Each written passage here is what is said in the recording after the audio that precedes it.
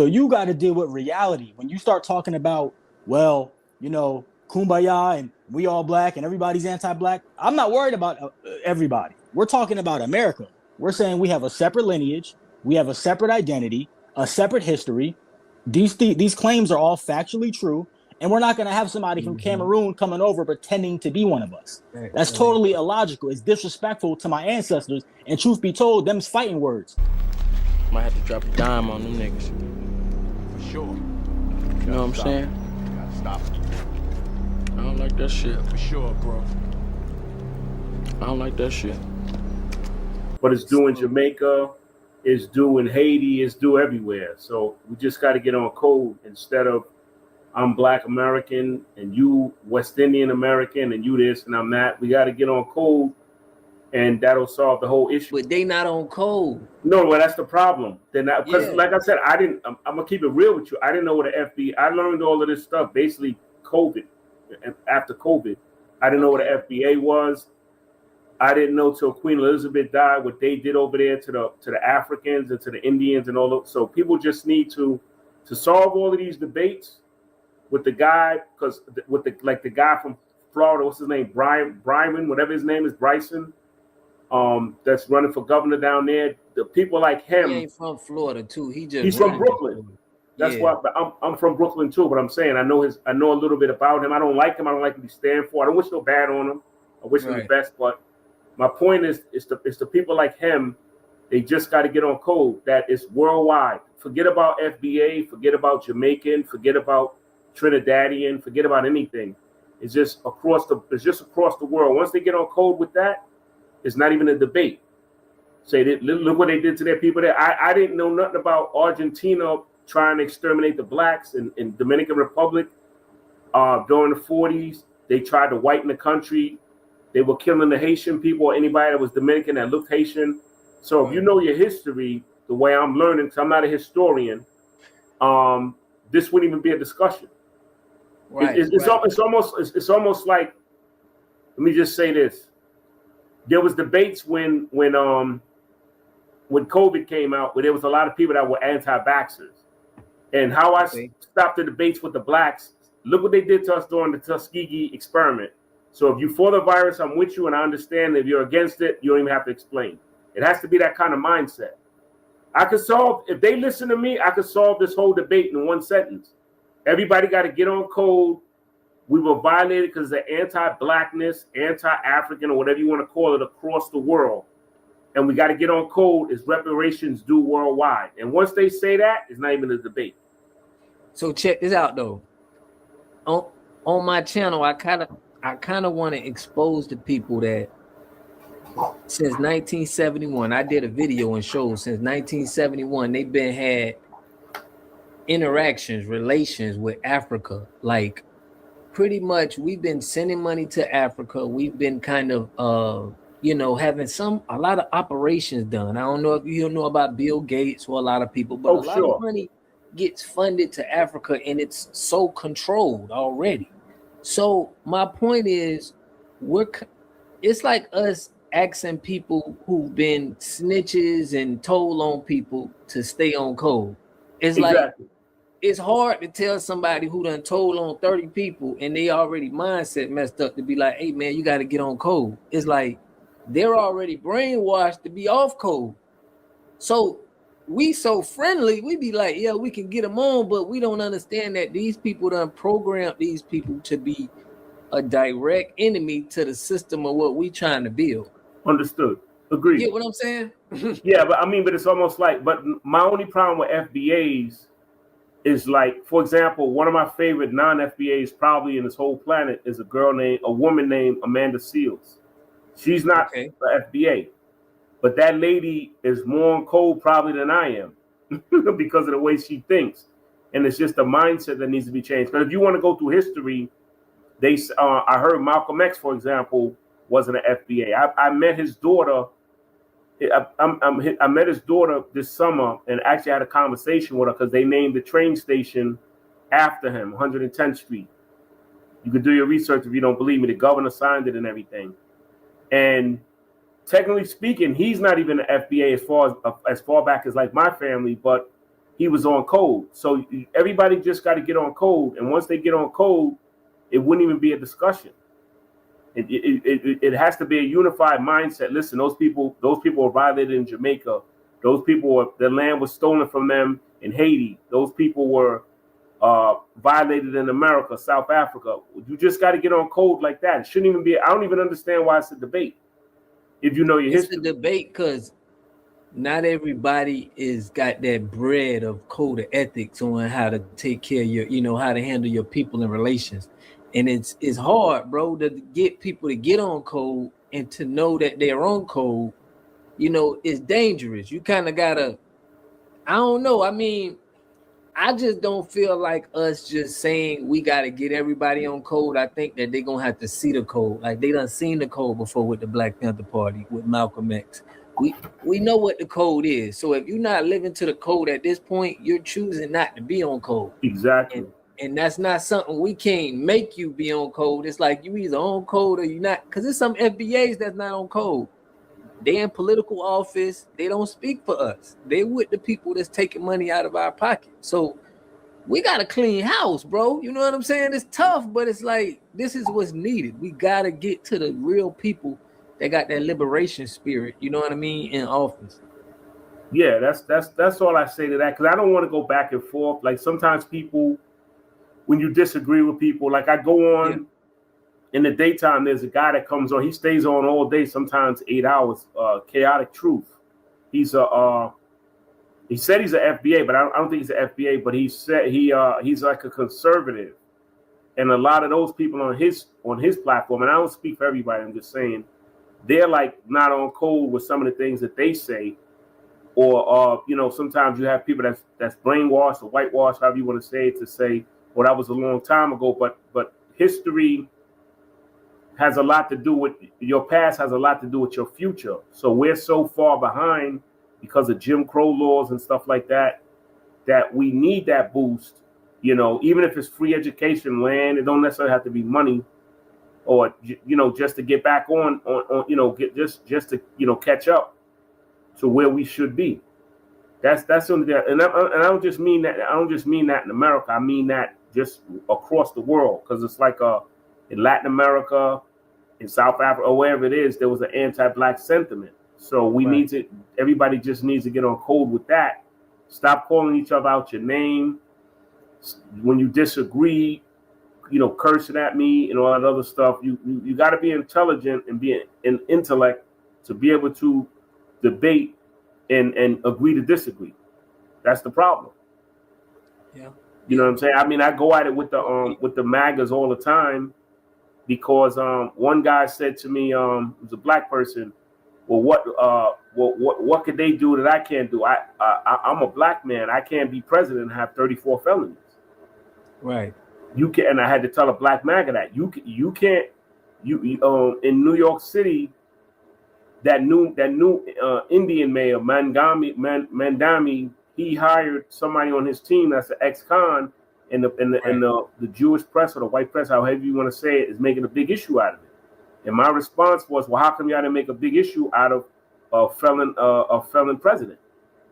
Why is it a problem now that it's a convicted felon? He's a black man or a man of color. This is the hypocrisy that you got to deal with these people. They make up stuff that's convenient for them. When it's them doing something wrong, they look the other way, and then when you do something wrong, they want to make it front page news. They put the guy on the front page news of the Post. The guy that Mandami hired as his I don't know what specifically what his title is, but he does something to do with transition team, because they're transitioning in New York, I think in January. So they got some guy that's turned his life around. When he was young, made some mistakes, and then got rehabilitated. Right. And now he's doing this thing, and now the same press that'll say, well, why don't you get a job? Is going at it. That's like, these people are hypocrites. And some of the liberals. Go ahead and land your plane, man. We got 3 more people on. Oh yeah. Listen, I would. You know what I thought? I thought it was going to be a panel. Yeah. So I apologize to everybody else. I just want to say peace. Thanks for bringing me up. I watch you sometime. I support by watching and liking a lot of black media, even conservatives sometimes when I don't agree with them. But let me go, man. Listen, thanks for having me up, man. Appreciate it. Yep. Salute. All right. 2 cents. What's good, bro? Corey, I got you next, bro. Yeah, what's up, bro? What's Yeah. up, 2 cents? Yeah, I wish it was some of them could stay up there because I don't want to comment. I don't really like commenting after somebody leave because they can't rebut what we saying. Right. I wish I could have kept. Hold on, I got Yeah. Barack. I can bring Barack. Yeah, he good. He Barack, good. you Yeah. on there, Oh, I'm Barack? still here? Yeah. Hold on, you good? 2 cents wanted to rebuttal one of your stuff. Oh, okay. Go ahead. I'm all ears. Yeah. See, I'm understanding the game and what's going on now at this point in time. But I have to be careful when speaking to people. I'm like, man, some of the stuff is subjective.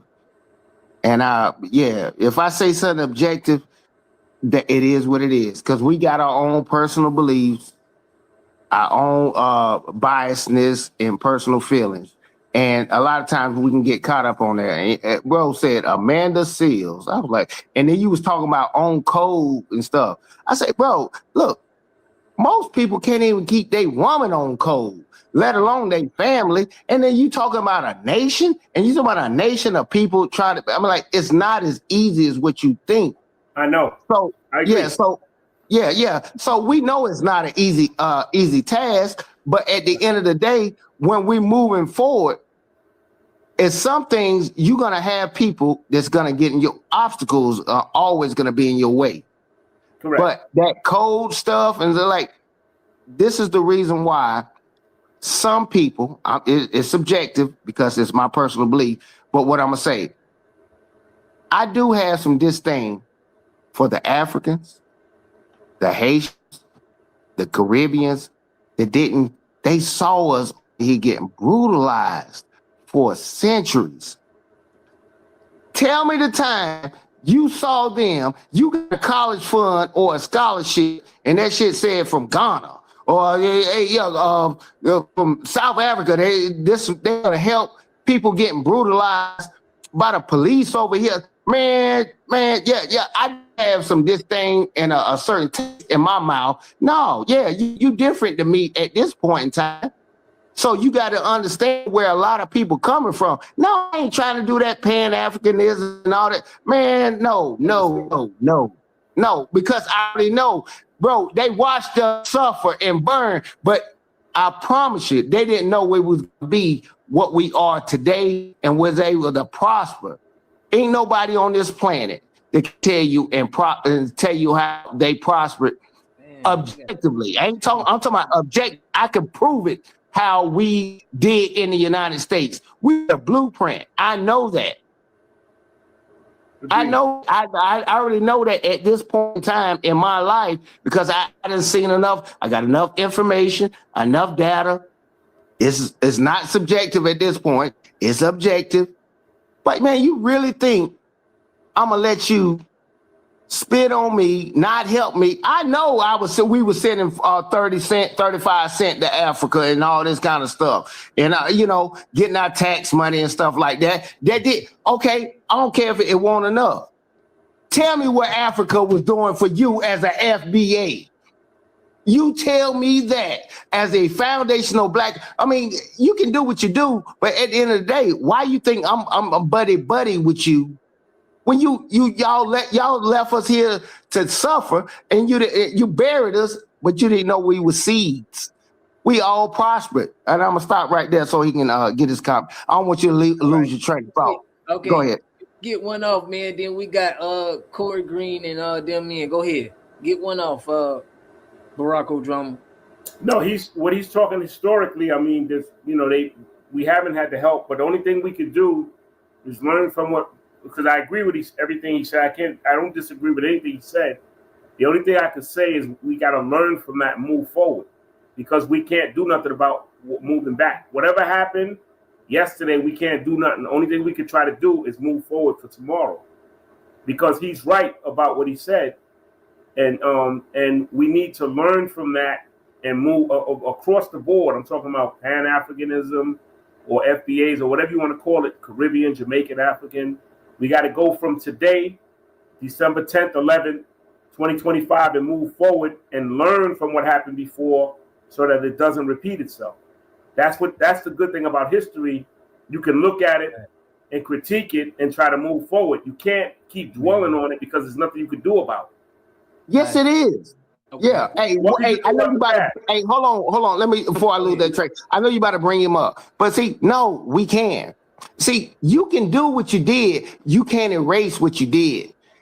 I agree with that. Yeah, you can't erase what. It's some things in life you can't. Look, okay, you did that. Right. I'm not gonna bash you and do all this stuff to you and all that. But at the end of the day, I can't forget what you did. Agreed. I can forgive what you did. I'm never gonna forget. I take that as a spit in the face. You tell me still to this day that Africans are not here to help you. Talk to any of them. They don't like you. I'm like, why y'all not picking up on code and you trying to? We understand that. We understand that. Nobody's in disagreement. Mexicans and Jamaicans, they're here for their people, rightfully so and stuff. But once you figure out what the hell is going on, you be like, damn. Because I know what a moving spirit is and how black FBAs, how we move them people. Man, I know black people that they move in a white people because they know what their mama, them own whatever they doing. And it's in our spirit. I know who God's chosen people are. I ain't about to play games with it. If you want to play and not figure out, that's your journey in life. But when you figure it out, you'll say thank you. But go ahead, bro. All right. Hold on. We got Corey. Hold on. We got Corey, man. I want to get Corey to get in. Yeah, go ahead, Corey. I'm gonna shut up. Can I be heard? Yep, you can be heard. Yes, sir. Do your thing. All right. So I just want to ask, because there's one thing to talk with these Pan-African fantasies and all this, we're going to have flying spaceships together. We're going to hold hands and drink tea. And the reality of the situation is most of the people talking like this have never left the United States, have never gone to Africa. And those of you who have gone to Africa haven't stayed a long enough time to understand the culture and the people. And you don't know the history either, because if you look at history of West Africa, East Africa, Southern Africa, the reason that they were able to be conquered and decimated and made irrelevant in their homelands is because they do not operate together in the first place. They operate off of tribalism, clanism, culturalism, religion. These are the things that they use to divide each other. They're human beings. Human beings are going to find something to divide each other.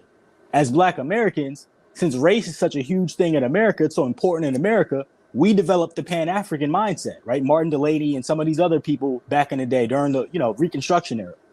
The problem is when you start talking about we need to work together, we got to look past the past and all this old stuff. How do you look past the past when the same thing that was happening in the past is happening today? Nobody said look past. You put words. Again, I've lived in Kenya. I've lived in Namibia. I've lived in South Africa. The reason that they're so fractured and able to be economically dominated by Indians and other groups is because they allow it. They would rather an Indian or a Chinaman come over or a Jew come over and run things than have a Kikuyu person run things because they don't like Kikuyus because for whatever reason, whatever tribal beefs or blood feuds they got going on. So you got to deal with reality. When you start talking about, kumbaya and we all black and everybody's anti-black, I'm not worried about everybody. We're talking about America. We're saying we have a separate lineage. We have a separate identity, a separate history. These claims are all factually true, and we're not going to have somebody from Cameroon coming over pretending to be one of us. That's totally illogical. It's disrespectful to my ancestors, and truth be told, them's fighting words for somebody to come over and tell me, well, we don't know who you guys don't exist as a group, but you're coming over pretending to be us. You're using our history as a launching pad to get to where you want to get, to be around white people, because that's really what it boils down to. Again, and I'm saying this as somebody who lived there. I'm not saying this is not conjecture. This ain't subjective. This ain't secondhand. This is first person observation. Right. I need you dudes to start traveling. Stop having these conversations about politics and travel the world and see how the world actually works. And then when you see how the world actually works, you'll understand that tribalism is the way that the world works. It doesn't operate off of race. The only place that race matters is in America because we made it that way, because we put on for black people globally. These other people in these other nations, they're not putting on for nobody else globally. Yeah. Okay, you got tribalism in Thailand. You got the Thai people versus this people. You got in China, you have different ethnic groups of people. It's about ethnicity. It's not about race anymore. It's 2025. So niggas coming with this old 1980s game. We are the world. We black, bro. That's out. I'm saying this as a 32-year-old millennial. I have a little brother and two little sisters.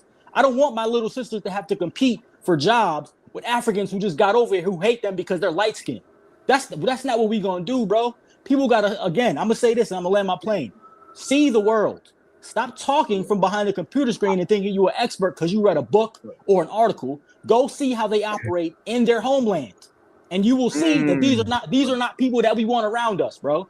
These are not people that we want around us. Now, if there was a Pan-African, if Thomas Sankara was still alive, if Kwame Nkrumah was still alive, if Patrice Lumumba was still alive, then we could have these conversations. But unfortunately, these people work with intelligence agencies. They work with the Belgians in the Congo to undermine their own selves. The Sahel right now. They always talk about how great the Sahel is doing. They just bend the knee to the Russians right now. The Russians don't have no respect for black people. So how you telling me I need to unite with somebody who's uniting with my enemy? What sense does that make? That's not pragmatic. No, we didn't say that. Militarily realistic in any way. No. So this whole thing, well, we all black and we all got to you went off subject. That's Trojan Goose talk. No, you went off subject. That's undermining talk. That's my homeland has failed, and I want more benefits for me personally. No. So I'm going to undermine it instead of because really, truth be told, all that shit is just used to talk about what they can get personally.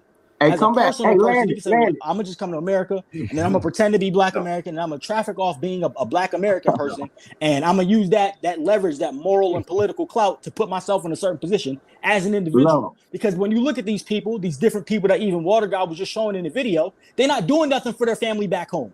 They're not doing anything. Just because you send money, just sending money back home, that's not the end all be all, bro. You have to teach people morals. You have to teach people principles. You have to teach people the understanding of self and history. And I can tell you for a fact, Africans don't know shit about their history. Them Hamites over there do not know their history. Okay, they're languishing in filth.